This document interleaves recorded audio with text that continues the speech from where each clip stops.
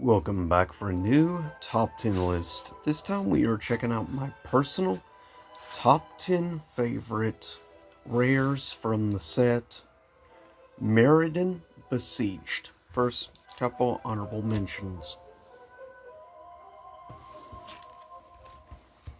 First up, if you play predominantly with red, here's one to check out. Slag Storm. Choose one. Slag Storm deals 3 damage to each creature, or Slag Storm deals 3 damage to each player. So this is a card that could be used in formats such as either Standard or in Commander.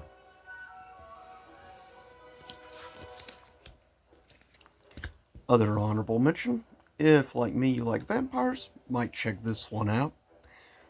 Cost 4, flying, 3/3. Whenever a creature an opponent controls is put on into the graveyard from the battlefield, you may gain 3 life. Whenever an opponent discards a card, you may gain 3 life. So it definitely has a nice little ability to help you out in the life point department. First, coming at number 10 is one of my favorite land cards of all time.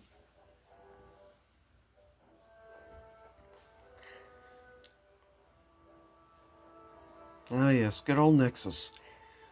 Yeah, just a standard land more or less at 1 mana of any color, or tap. Nexus becomes a 1/1 artifact creature with flying, and infect until end of turn. It's still a land. And of course, it deals in infect with -1/-1 counters, which is really cool and nice little ability for a land card. Coming in at number 9.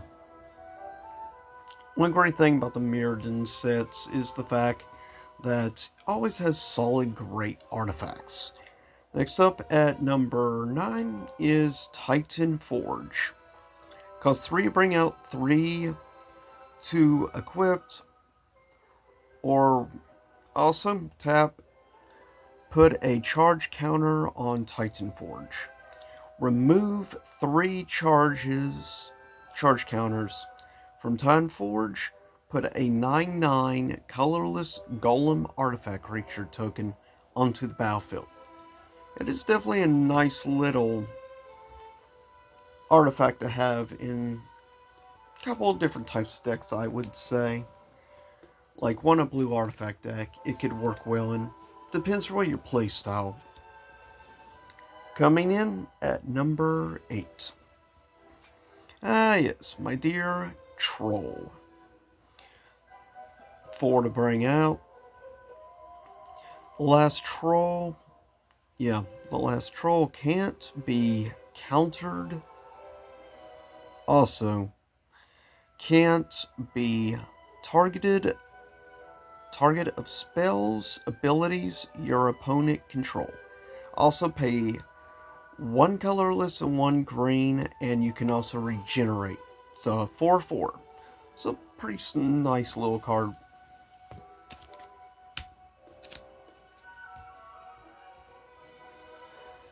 Next up, coming in at number 7.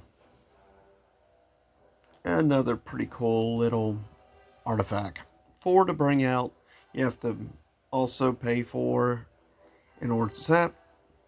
Target opponent loses 2 life, gets a poison counter, then puts the top 6 cards of his or her library into his or her graveyard.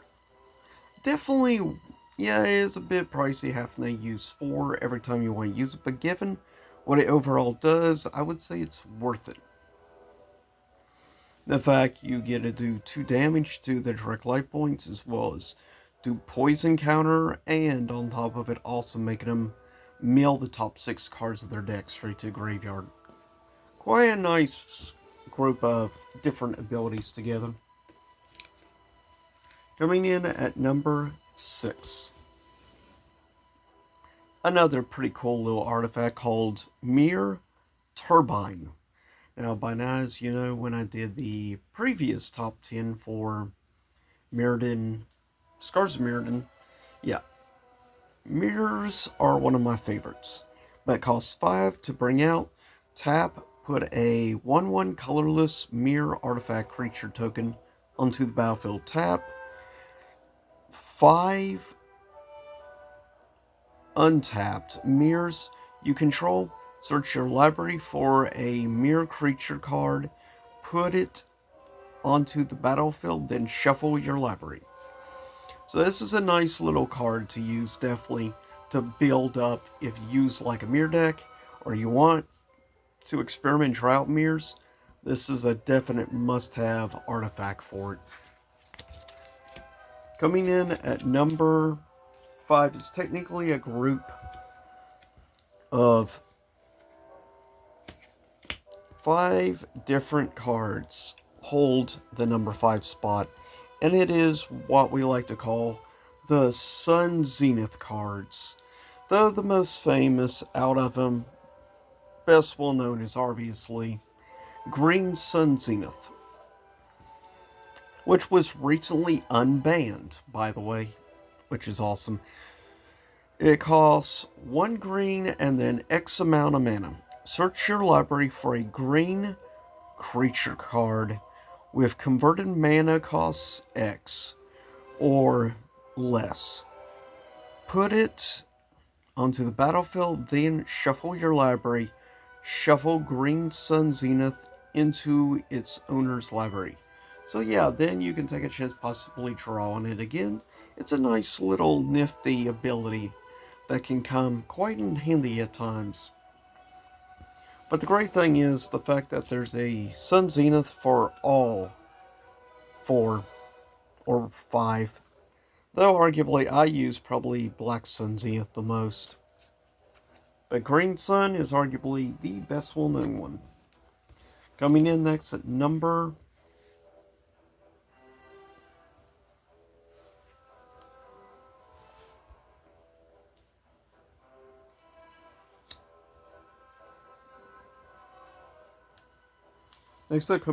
4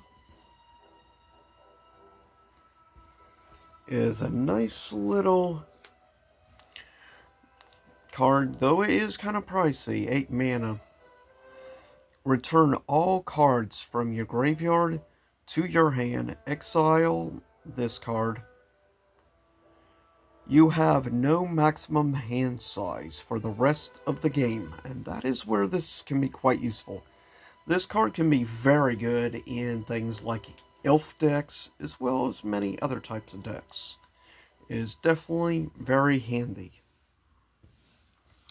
Coming in at number 3. Probably one of my favorite old school Planeswalkers. Agent of Bolas. Costs 2 any color, 1 blue, 1 black. Comes with 3 points Orient. Get +1. Look at the top 5 cards of your library. You may reveal an artifact card from among them and put it into your hand. Put the rest on the bottom of your library in any order. Use 1 point, target artifact becomes a 5/5 artifact creature. -4 points, target player loses X life and you gain X life, where X is twice the number of artifacts you control. So this is definitely a card specifically designed for a artifact deck. Number 2. An all-time classic zombie elf creature. Costs 1 black, 2 green to bring out. It has first strike, death touch. Whenever a creature an opponent controls is put on into the graveyard from the battlefield, you may return target artifact card from your graveyard to your hand. Definitely very useful. And coming at number 1 should be no surprise to anybody who knows this set. Coming at number 1 is Bright Steel Colossus. This juggernaut costs 12 mana to bring out. It's an 11/11. It has Infect and it has Trample. Talk about a heck. Bright Steel Colossus, by the way, is also indestructible. You can't.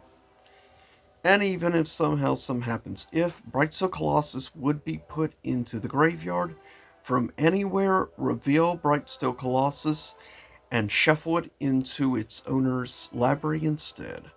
So basically, yeah, it's almost impossible to completely do away with this monster. And boy, is it a juggernaut, to say the least. There's a reason why this is such a beloved artifact creature. But with that said, I'll see y'all next time. Stay safe.